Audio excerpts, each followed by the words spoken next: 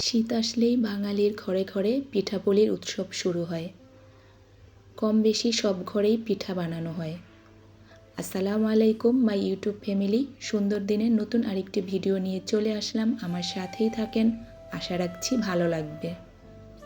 শীতের মধ্যে ঠান্ডা তো সবারই লেগেছে, আমারও সেম অবস্থা, গলা বসে গেছে। ভয়েস শুনে অনেকে হয়তো বুঝতে পেরেছেন। তো আজকে রান্না করে নিচ্ছিলাম সোনালি মুরগি আলু দিয়ে, আর বেগুন পুড়ে ভর্তা করব, আর সাথে থাকবে জিরা রাইস। খুবই সাধারণ সিম্পল খাবার দাবার, তবে খেতে কিন্তু ভীষণ মজা। আমি এমনিতেও খুব কম আইটেম রান্না করি, যেহেতু এভরিডেতে রান্না করা হয়। তবে মাঝে 2 দিন আবার রাতে রান্না করে রেখেছিলাম, যাতে আমি রান্না করতে আমার না হয়। তো ওইভাবে গেছে 4 দিন, 2 দিন রান্না করেছি আর 2 দিন করতে হয়নি, ছুটি কাটানো হয়েছে। তবে আমরা যারা প্রতিদিন কাজ করি তাদেরকে ওই ধরনের কাজ ভালো লাগে না। চিন্তা করি, কিন্তু সেভাবে আর পরে সেটা যখন করা হয় তখন আর ভালো লাগে না। তো যাই হোক, ছুটি কাটানো শেষ, এখন আবার প্রতিদিনের মতো রান্না বান্না। আমরা যখন যেটা পাই বা যেটার মধ্যে থাকি তখন সেটা ভালো লাগে না, যখন সেটার মধ্য দিয়ে না থাকি তখন সেটাকে খুব বেশি মিস করি। এখন যেমন সারাক্ষণ বাচ্চারা বাসায় থাকে, নিজের বাসায় থাকি, বের হতে হয় না। তো এখন মনে হচ্ছে যে সারাক্ষণ বাসায় সময়ই মনে হয় যে শেষ হচ্ছে না, পার হচ্ছে না। আর বাচ্চারা দুষ্টুমি করে, এই ওর সাথে ঝগড়া, ওর সাথেই, তখন মনে হয় যে স্কুলেই ভালো, নির্দিষ্ট সময়ের মধ্যে সব কিছু একটা মেকআপ হয়ে যায়, মানে সব কিছু ঠিকঠাক হয়ে যায়। এদিকে আমি বেগুন পুড়ে রেডি করে নিয়েছি, আর বেগুন আজকে কাঁচামরিচ, কাঁচা পেঁয়াজ, ধনিয়া পাতা দিয়ে করব, সাথে সালাদও কেটে নিয়েছি।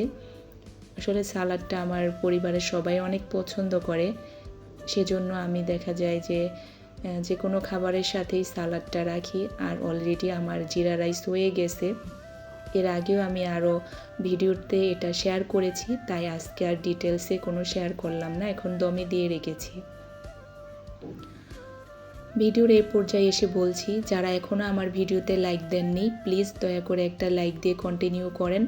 আর যারা এই কাজটি করে দিয়েছেন তাদের সকলকে জানাই অসংখ্য ধন্যবাদ। যারা মূল্যবান সময় দিয়ে আমার ভিডিও দেখেন আর সুন্দর সুন্দর কমেন্ট করেন, সবার জন্য রইল অনেক অনেক দোয়া আর ভালোবাসা।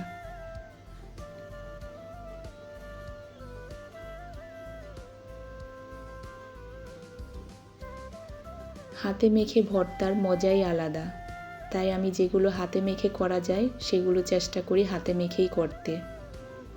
আর আমার কাছে বেগুন ভর্তাটা এইভাবে পুড়িয়ে করলে ভীষণ ভালো লাগে। পোড়া বেগুনের যে একটা ফ্লেভার, সেটা খেতে কিন্তু অসম্ভব মজা। যারা খায় তারা তো অবশ্যই জানে।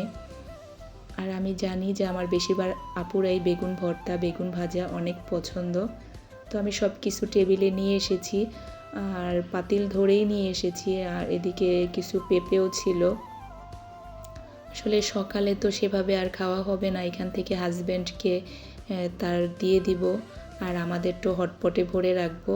আর খাওয়া দাওয়া শেষে আমি গরুর দুধের একটা কফি নিয়ে নিলাম, হাজব্যান্ডকেও দিয়েছি, আমিও নিয়েছি। আর দেখালাম যে চুলায় বসিয়ে রেখেছিলাম, বেশ ভালো সর পড়েছে।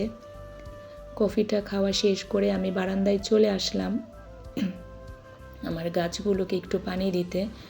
আর এগুলো চাল ধোয়া পানি, যেগুলো আমি বোতলে রেখে দেই, তারপরে আমি আমার কাজ শেষ করে সময় মতো এসে দিয়ে দেই। কখনো সকালে দেই, কখনো সন্ধ্যায় দেই, যখন আমি সময় পাই বা অনেক সময় ভুলে যাই, যখন মনে পড়ে তখনই দিয়ে দেই। এগুলো শেষ করে তারপরে সবাই পেঁপে খেয়েছিল, আমি খাইনি, বাকি যতটুকু ছিল এখন এটা আমি খেয়ে শেষ করে নেব, না হলে দেখা যাবে পরে আর কেউ খাবে না। আর এদিকে কিছু ক্ষীরাই আর শাক নিয়ে আসা হয়েছিল। এই শাকটা কে কে চেনেন? এই শাকটা আমার ভীষণ ভালো লাগে, কলই শাক। এর আরেকটা শাক, কলই শাক আরেকটা আছে, একটু বড় বড় পাতা হয়, সেটা খেতেও ভালো। আর এটা একবারে কুচি কুচি করে কাটা হয়, কাটতে একটু কষ্ট, অনেক কুচি কুচি করে কাটলে সেটা খেতে বেশি মজা হয়। আর এদিকে যে আমি বারান্দা থেকে কাপড় নিয়ে এসেছিলাম,